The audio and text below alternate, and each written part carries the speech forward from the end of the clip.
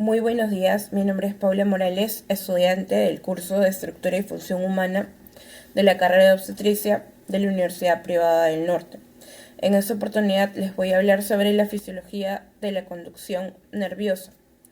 Tenemos que tener en cuenta que el sistema nervioso es un conjunto de órganos constituidos por tejido nervioso que controla las funciones del organismo de manera compleja, formando un conjunto de estructuras anatómicas funcionalmente continuas, que tienen la capacidad de responder a los estímulos del medio externo como del medio interno.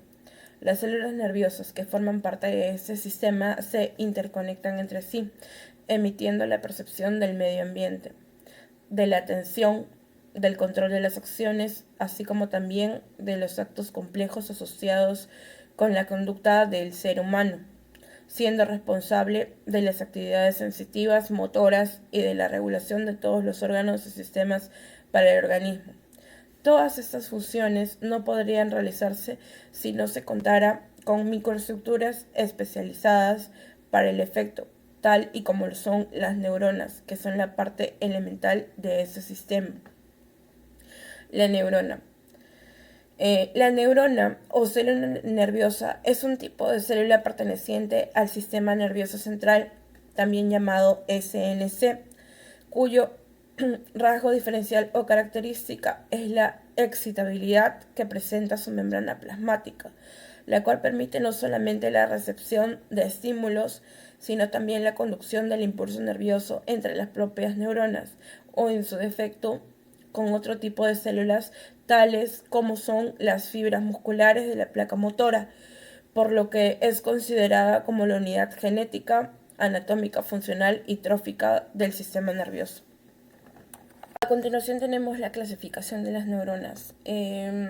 Las neuronas se clasifican según su morfología, según su número y la forma de sus ramificaciones y según la función que desempeñan. Según su morfología existe la forma triangular, la redondeada y la fusiforme o piriforme. Según su número y forma de ramificaciones tenemos las unipolares, que presentan una sola prolongación y al realizar un trayecto corto se divide en forma de T. Tenemos también las neuronas bipolares, que presentan una sola prolongación en cada uno de sus extremos, y tenemos las neuronas multipolares, que presentan un solo axón y diversas formas de dendritas que salen del soma neuronal. Y según la función que desempeñan, tenemos a las neuronas sensitivas y sensoriales, las cuales son aferentes, que quiere decir esto, que transmiten el impulso nervioso externo hasta el sistema nervioso central, también conocido como SNC. Y las neuronas motoras o eferentes, que transmiten los impulsos nerviosos del sistema nervioso central hacia los músculos y los órganos glandulares. Por último tenemos a las neuronas vegetativas, las cuales se relacionan con el sistema autónomo y las interneuronas, las cuales son las que establecen la conexión entre los distintos tipos de neuronas.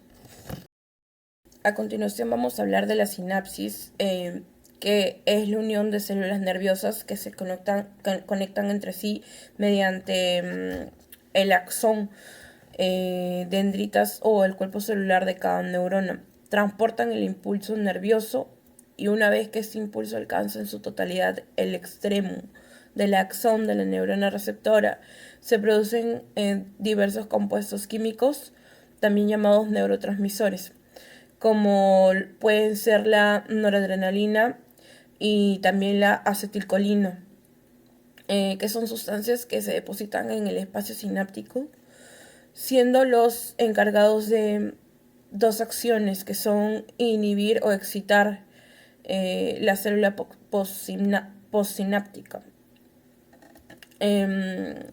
Estructuralmente, la sinapsis está constituida por tres elementos básicos, que son la neurona presináptica, la hendidura o espacio presináptico y la neurona postsináptica.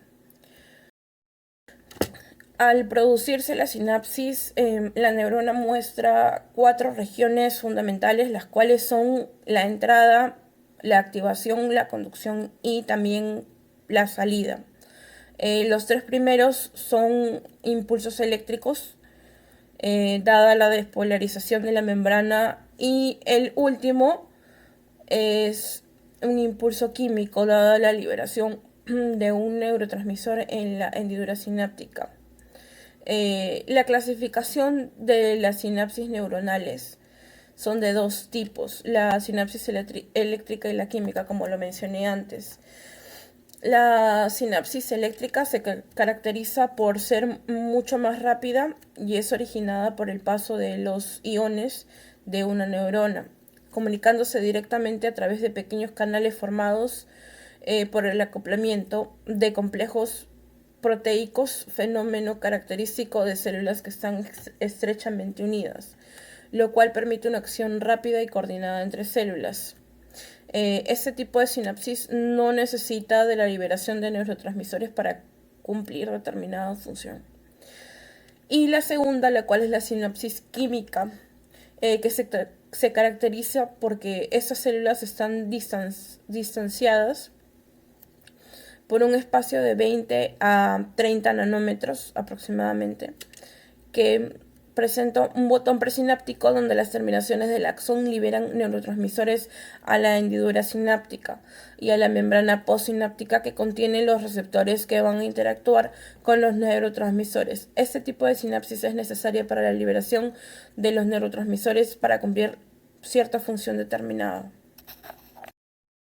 A continuación les voy a hablar sobre los neurotransmisores.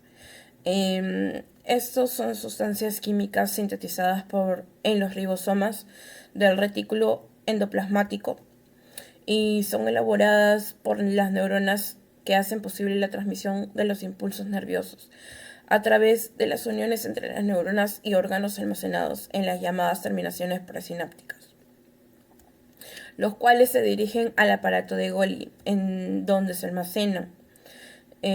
Al tener lugar un impulso nervioso, son segregados para que éste se pueda transmitir, siendo trasladados por el axón a través de las dendritas.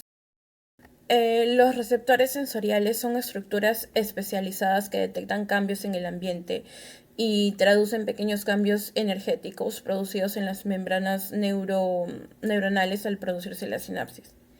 Hay tres principales clases de funciones de receptores sensoriales. En la fisiología de la conducción nerviosa tenemos que esta se desarrolla en tres etapas. La primera es la percepción del estímulo sensorial. La segunda es la integración en el sistema nervioso central y la tercera es la reacción motora.